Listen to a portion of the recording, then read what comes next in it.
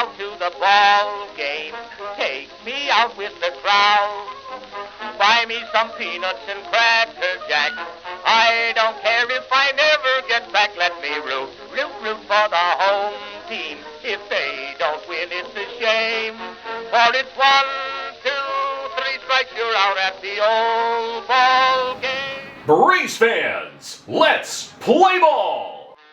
Cheesesteak, hash brown bowl, no onions, add mushrooms. Kevin, thank you so much for joining me. Congrats on the new gig. Thank you so much, Sarah. What is it like to be able to say you're the Braves PA announcer after spending 10 years being the Stripers PA announcer? I'm still getting used to it. It's definitely something that I've been dreaming about since I first started doing this job. It's definitely still something that I'm still getting used to. I did get to do a few games here last year, so I could say that I was one last year, but not officially. It was like last year I was a visitor in someone else's house. That's what it felt like. Now it's your this house. year it's actually my house. So I'm still getting used to it. Once the season starts, I think it's really going to start sinking in. If you don't mind, could you announce today's starting pitcher for your Atlanta Braves is number 99, Spencer Strider?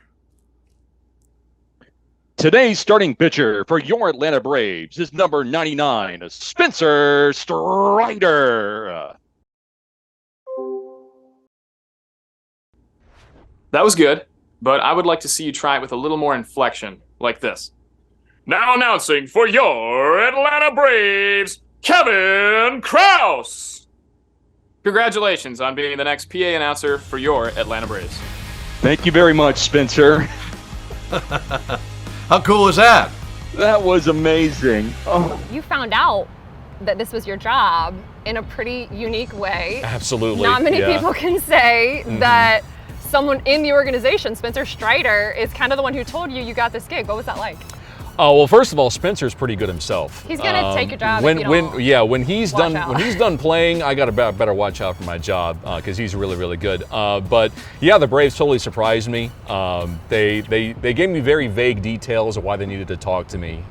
They said, "Oh, we need to go over some final things before we make our decision on Friday," and I was expecting to see the face of someone that had interviewed me before, and then when Ben came up, because he's the one that came up first, it was like, what is going on? And then Spencer came up and announced me, and I just about lost it.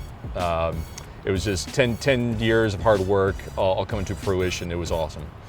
So you have kind of a lot of experience coming into this job. How do you think your time in Gwinnett can help you? And are there some guys who you're familiar with because of your time in AAA? Definitely a lot of guys that I got to see in Gwinnett. Ozzie was with us for a while, so was Ronnie. Snitker was with us for one season. Yeah. There were some guys that skipped us too, though. Yeah. I know the guys in the Gwinnett front office, they're still bitter about Vaughn Grissom skipping us and Michael Harris II skipping us.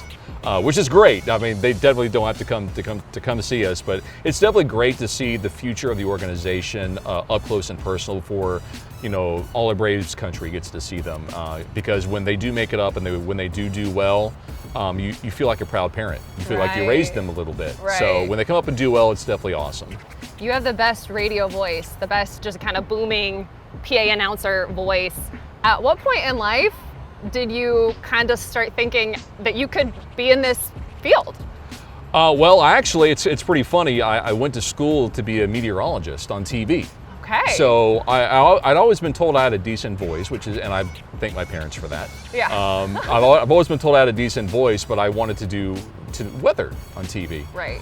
So I first took this job in 2013, or the Gwinnett job in 2013, as a way to get some practice talking to a microphone. Oh my gosh. Just Still thinking you were going to do meteorology. Yes. Wow. I mean, I've always loved sports, so getting to do sports, no matter what, it was great. But I don't think I really thought when I first started doing the job in 2013 that, oh my gosh, one day I'm going to be the Braves PA announcer. Like, right. I was hoping that some experience on a microphone might get me a job on TV at some point.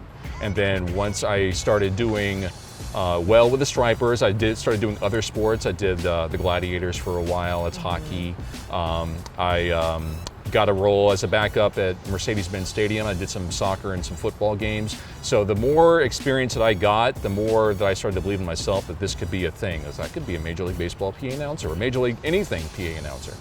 Number 1 combo, add pepper jack cheese, large sweet tea to drink, 2 barbecues, 1 honey roasted barbecue sauce.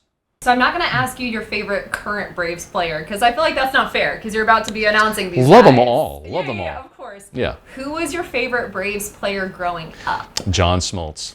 All day, every day. Oh my gosh. Old number 29, when I played baseball, that's the number that I wore. When I pitched, the few times that I did pitch, I copied his windup. I actually got to meet him one time at a Gwinnett game. He came up to a Gwinnett game, got to meet him, had a picture. So it's still one of my favorite pictures of all times. Yeah. This awkward-looking mid-20-year-old kid sitting next to a Hall of Famer. It's like, eh. So definitely. But Jeff Lauser, second favorite. He actually was my favorite number 4. So that's why I loved him growing up as a kid as well. What are you most excited for about this job? Just getting to watch the best athletes in the world in this sport is pretty great. I come to many games as a fan, but you only come for one night. Getting to see them night after night after night, live and in person, is a very, very, very huge privilege, and it's something I will not take for granted. What's the most challenging part of being a PA announcer? Well, pronunciations of players, especially. I mean, obviously you know your own. You get those down pretty easily, but especially if a team only comes. Not so much in the majors, because you watch the majors on TV, no matter what the team is. But in the minors, if you don't see a team very often, you don't know how to pronounce names, and sometimes their media guide isn't as helpful as you would like it to be. So, figuring out what their names are is definitely. Because there's pressure on you. You don't want to be like. I mean, the professional side of you wants to be like, I want to get this name because it's their name. You want to get their name right. The fan side of you is like, who cares? It's the visiting team. But the professional side of you definitely wants to get it right. And then, changes happen like in baseball all the time. Like, if there's a game script issue, like, all right, we were going to do this promo in the bottom of the 3rd. Now we're going to do it in the top of the 4th. So you got to, switch things around in your script. So you got to be able to think on the fly too. That can be very difficult. You got some pretty big shoes to fill. Did you know Casey, and did you kind of have a relationship with him, and what did you learn from him? I did know Casey. I first met him in 2013, my first year with Gwinnett. We took a tour of the Turner Field production room, and I met him, and he made sure immediately that we exchanged numbers so we could keep in touch. When he learned what I did for the Stripers, the G Braves at the time, actually. Right. And every few months he would check in and see how things were going, see how the announcing was going, and I actually learned a lot from him. Like what?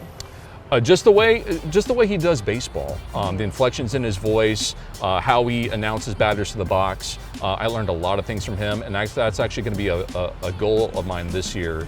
Is when I'm doing a game, I want the fans to be like, I hear Casey. Is that Casey? Like that's the biggest way I know to honor him is by continuing on the great job that he did for the Braves for so many years. Because he was a very big friend. It was definitely a shock when he passed. Last one for you. What's something you would want Braves country to know about you? Braves country, I'm one of the biggest Braves fans that there is. I'm a ride or die Braves fan. I'm 35 years old. I remember the 91 season, the miracle season, remember the 95 season. I remember all the heartbreak that came in between 95 and 21. And I'm going to be cheering right along with you while the game's going on. I am not a silent person in the box. I'm going to be cheering. I'm going to be yelling in frustration. I'll be right there along with you. So if it feels like a fan's doing the game, that's because it's true. I'm a big Braves fan, and I'm really looking forward to us winning a World Series in 2023. We're looking forward to it too. Thank you so much for joining us. Thank you, Sarah. Chicken finger plates, no slaw, extra toast, extra Zax sauce, sweet tea to drink.